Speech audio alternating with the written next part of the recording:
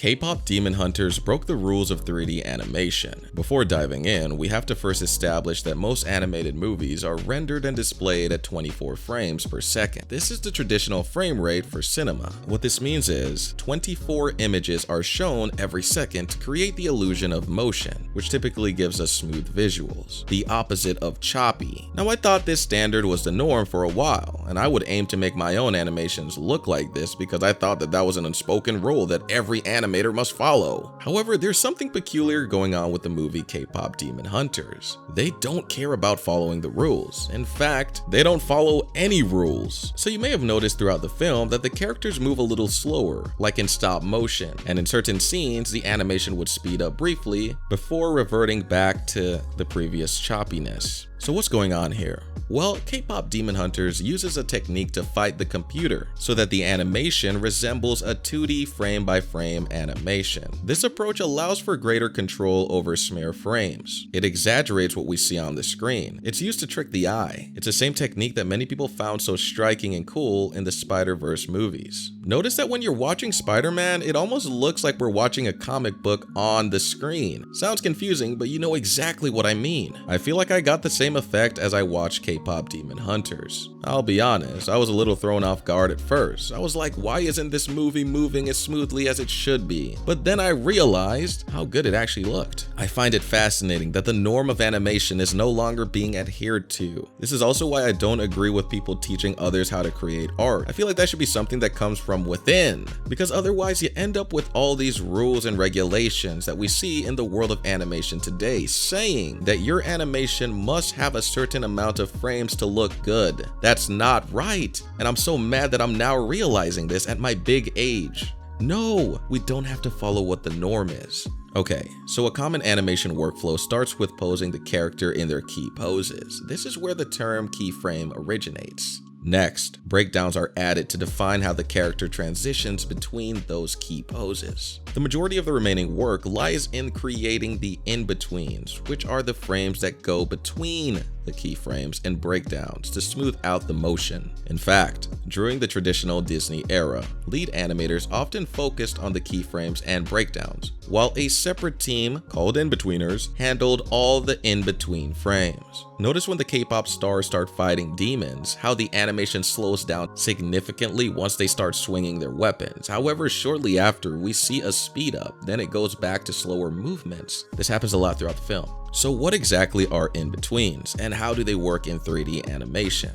Well, let's go back to the ladies again. When they swing their weapons, the animation typically starts with an anticipation pose, arms pulled back, then moves to a mid-swing pose, and finally the impact pose where the weapon lands. These are usually spread across 3 distinct frames. So in K-pop Demon Hunters, the animators intentionally skip the in-between frames, jumping straight from the anticipation pose to the impact pose. This makes the motion feel more intense and snappy, giving the hit more weight and making it feel more impactful. To maintain visual flow without actually animating all the in-betweens, they use a technique called smear frames. These are exaggerated or stretched frames, sometimes with extra limbs or blurred motion elements, inserted between key poses. Smear frames guide the viewer's eye from one position to the next, helping the motion feel smooth and dynamic without traditional in-betweens. Smear frames have long been a staple in 2D animation, but it's fascinating to see how animators continue to adapt and push these techniques in 3D animation.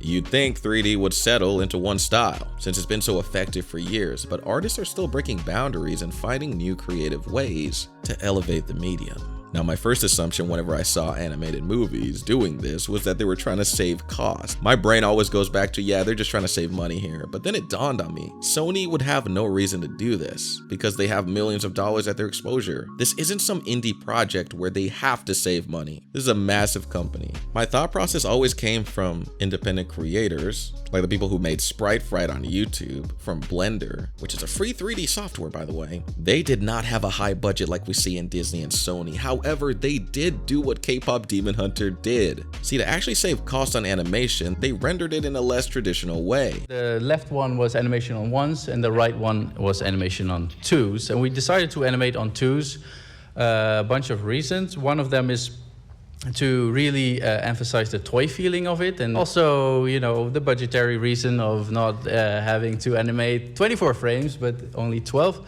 and also not have to care about any motion blur. The animation was not smooth. So that's why I initially thought that K-pop Demon Hunters, Spider-Man, and maybe even Puss in other films were using this to save money, but it turns out that's not actually accurate. They're not trying to save money necessarily. So far, I've shown you two examples of why animation may look choppy in the K-pop Demon Hunter movie. On one hand, we have a company using this approach to not save money, but on the other hand, we have a different company intentionally trying to save money. You see how interesting the world of animation is? It's never fixed, and I think I actually like that. This is what art truly is. Not someone hovering over your head telling you, hey, you need to animate 24 frames or else I'm gonna give you an F. Nonsense. Another way that K-pop Demon Hunter broke the world of animation is not aiming for photorealism, because my goodness, I am tired of seeing 3D art trying to mimic real life. Stop the perfectionism, it's not impressive.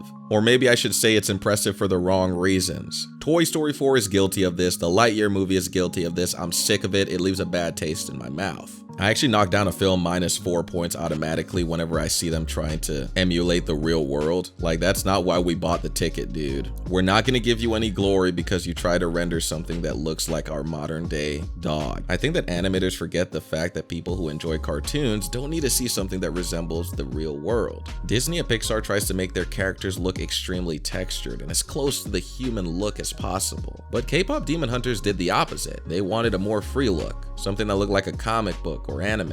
It works beautifully. I like the fact that I'm watching an animated movie. It seems that Spider-Verse has set the stage for this type of look. And let's not forget Puss in Boots: The Last Wish. I actually think that I would love to adopt this art style in my own work, but I don't even know if this is possible in Blender. Yo, if anyone is also a student in Blender, let me know and leave that comment down below. Let me know if it's possible, but also let me know how difficult it is, because let's be honest guys, the way the economy is going. Anyways, for K-pop Demon Hunters, the animators intentionally made the characters' eyes bulge out of their sockets. They give the characters an ability to move their mouse in a way that stretches so wide that it gives an uncanny feeling. These are things that Disney would never do because they have to follow a strict perfection guideline. However, K-pop Demon Hunter exaggerating their characters actually gives us something new, fresh, and funny. It gives us that familiar feeling that we see in anime and other medias. Expression. It's not boring or a standard film, where the characters never do anything but try to look in place 24/7.